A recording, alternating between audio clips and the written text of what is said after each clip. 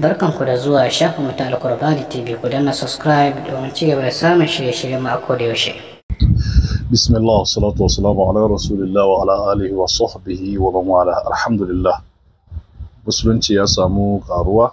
Allah muke roƙo ya ƙara ɗaukaka addinin musulunci a faɗin duniya. Musuluntan wannan babban pasto wanda yake wato ainihin Amerika. Lalle wannan musulunta abin farin ciki ne kuma babban nasara ne ga musulmi baki daya. Ɗaya daga cikin manya-manyan malaman kiristoci da ke wato ainihin Amerika ya karɓi addinin musulunci yayin da bincikensa da kuma kwakwafi da ya tafi game da addinin musulunci yasa ya karɓi musulunci, wanda a yau ya juya ya koma musulmi.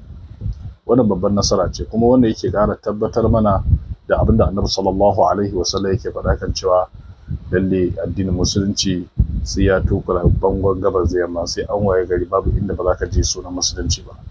Wannan kuma ta tabbata a wannan zamani. Manzo Allah sallallahu alaihi wasallam lokacin da ya faɗi wannan magana, ko musulunci ko jaziratul arab bai je ba, amma a yau an waye gari musulunci ya mamaye bangon duniya baki daya. An waye gari wa'inda suke wato ainihin adawa da musulunci a yau suna bincike kan musulunci, kuma suna karban addinin musulunci. Musulunci na samun wato karbuwa da kuma nasara a faɗin duniya baki daya. Annabi sallallahu alaihi wasallama yana cewa bada al-islamu gharib wa sayaudu gharib wa tuba lakum ayyuhal ghuraba. Musulunci ya zo yana bako kuma zai koma yana bako.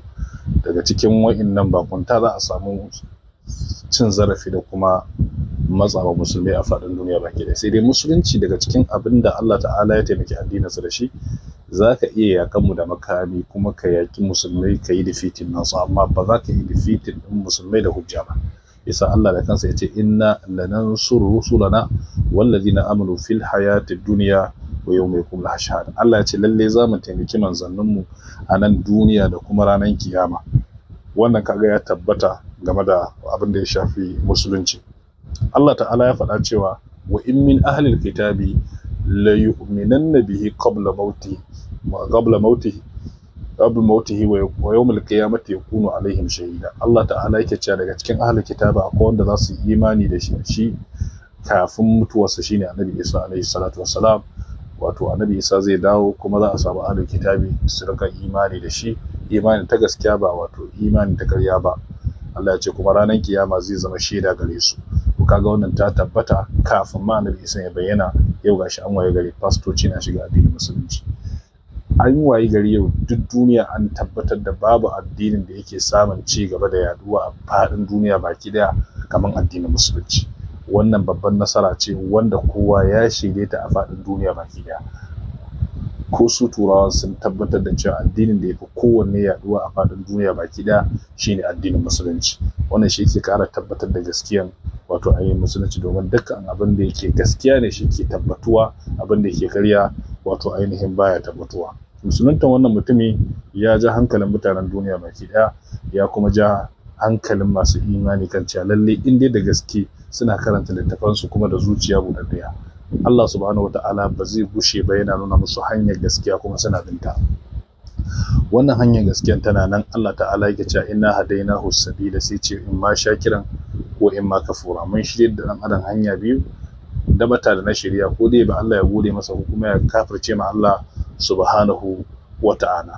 Lalle musuluntan wannan mutumi ya isa ya zama izina ga sauran malaman addinin Christianity. Duk da kasantuwa akwai masu yin wannan addinin ba don kuma sai don saboda abin duniya, wanda galibin su an ba da shaida cewa wato ainihin abinda ba wai ba su san gaskiyan bane, kamar yadda musamman malaman Yahudu Allah ta'ala ya tabbatar da cewa sun san gaskiyan amma sun boye ta ne, domin sun tabbatar da gaskiyan musulunci ya arifunahu kama ya arifuna abna'ahum. Sun san Annabi Muhammad sallallahu alaihi wasallam kamar yadda suka san sau iyayensu yaransu. Allah ta'ala a wani guraren ma yakan faɗa kan cewa ba wai innahum la yukazzibunaka, kai manzo Allah ba wai suna karyata ka bane a matsayinka na manzo, sai dai kawai jayayya ce da ayoyinmu da suke yi.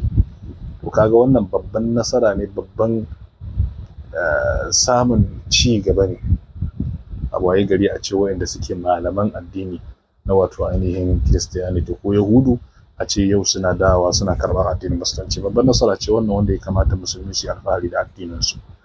annabi sallallahu alaihi wasallam Allah da kansa yana cewa ya ayyuhal ladzina amanu taqullaha haqqa tuqatih sai ce wala tamutunna illa wa antum muslimun. Ya ku wanda suka yi imani ku ji tsoron Allah gaya jin tsoron sa, kar ku sake ku mutu face kuna musulmai. Wannan shine sakon Allah subhanahu wataala zuwa ga daukacin musulmai baki ɗaya a duniya.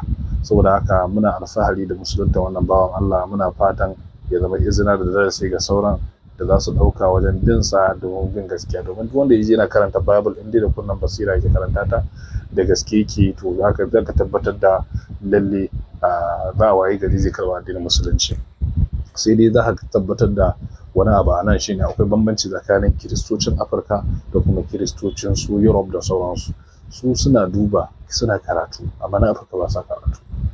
Da za ka ga hatta shigan su ya sha bamban da sauran shigan kiristocin Najeriya. Domin su kiristocin Najeriya babu abin da ya dame su da barin gemu. Yanzu ka duba shi fasto ne amma ya bar gemunsa, kai ka ce ma musulmi ne, amma su ba sa barin gemu, suna ma yaki da shi ne, suna ma faɗa da shi ne, suna ganin ma barin gemu sifa ce ta musulmi. Shiga ma irin wannan ma wanda in ka duba shi in ba dan ka an ce maka fasto bane zaka ce musulmi a yanayin shigar su da suke wannan ya zama dalili wanda ya kamata musulmi ya alfahari da addinin sa. Allah ya ce mai yabta ghairal islami dinan la yuqbalu Allahu wa huwa fil akhirati min al-khasirin. Duk wanda ya dauki wani addini wanda ba addinin musulunci ba, Allah ta'ala ba zai karba masa ba, kuma zai waye gari yana mai hasara. Allah ta'ala ka tsare mu da yin hasara duniya da lahira. Wannan shine Allah ta'ala ya mana tawfiki.